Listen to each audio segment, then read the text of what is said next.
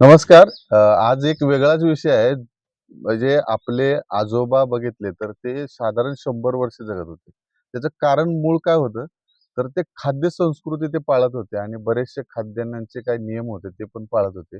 आज तुम्हाला एक वेगळ्या विषयावर घेऊन येणार. मी ज्या आंब्याच्या झाडाखाली बसलोय, या आंब्याच्या झाडाचे हे आंबे फक्त लोणच्यासाठीच वापरले जातात. कारण हे आंबे पिकत नाहीत. जर तुम्ही तोडून पिकायला घातले तर ते पिकत नाहीत.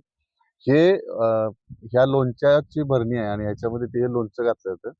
हे जे लोणचं घातलेलं आहे, हे साधारण गेल्या वर्षी याच झाडाच्या आंब्याचं हे लोणचं घातलं होतं आणि खायला बघितलं तर एकदम सुंदर असं आंबट आणि मस्त लोणचं आहे. आणि ही जी बरणी आहे, माझी आई ज्यावेळी छोटी होती, त्यावेळी तिच्या आईने ही बरणी ₹3 मध्ये घेतली होती. आईने ह्याच्यात लोणचं घातलं. आता म्हणजे माझ्या मुलं ह्या बरणीतलं लोणचं खातात. म्हणजे साधारण 60 वर्षापासून याच बरणीत लोणचं घातलं जातं आणि देशी प्रकारात सगळे मसाले घरचे असतात.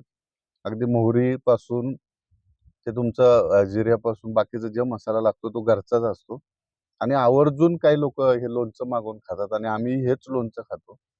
आपण विकतचं जे लोणचं खातो त्याच्यामध्ये तेलाचं प्रमाण जास्त असतं आणि तेल आणि आंबट हे एकत्र जर खाल्लं, तर साधारण आपल्याला पित्ताचा त्रास होण्याची, ॲसिडिटीचा त्रास होण्याची आणि या लोणच्यामध्ये जास्त मीठ वापरल्यामुळं आपल्याला ब्लड प्रेशर वाढण्याची शक्यता जास्त असते.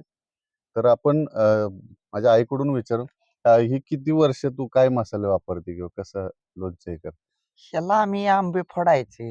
हं. आंबं फोडून जरा थोडंसं संध्याकाळी आंबं फोडलं तर सकाळी त्याच्यात लगेच हळद, मीठ कालवायचं आणि ती भरणीत भरायचं. परत तिसऱ्या दिवशी भरणीतनं उपसायचं. मग आपला खडा मसाला सगळा त्याची पावडर बनवायची.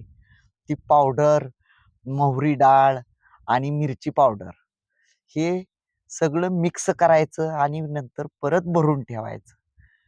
लसूण घालायचा आणि भरून ठेवल्याच्या नंतर परत एक 15 दिवसानं अजून परत पलटी करायचं आणि आता तिथून ही पुढं खातच राहायचं. ही थोडक्यात रेसिपी मी सांगत नाही. कारण हे यांचं गुपित असते. लोणच्याचं पण गुपित असते. एक रेसिपीचं गुपित असतं. तर तुम्हाला हे लोणचं नक्की मिळणार आहे. तुम्हाला जर हे लोणचं हवं असेल, देशी प्रकारे बनवलेलं घरचे मसाले आणि कुठलीही भेसळ नाही, असं जर तुम्हाला लोणचं हवे असेल, तर तुम्ही नक्की कमेंटमध्ये मेसेज टाका. तुम्हाला आम्ही लोणचं टेस्टिंगसाठी देणार आहोत आणि हे विक्रीसाठी पण आपल्याकडे मिळणार आहे. ह्याच आंब्याचे हे झाडाचे आंबे आहेत. तुम्ही बघू शकता. त्याला आंबे लागलेत आणि आम्ही आता यावर्षी लोणचं हे जास्त करणार आहे. तुम्हाला लोणचं नक्की भेटेल आणि तुम्ही माझ्याशी संपर्क साधा. तुमचाच मायमाडचा राजा. धन्यवाद.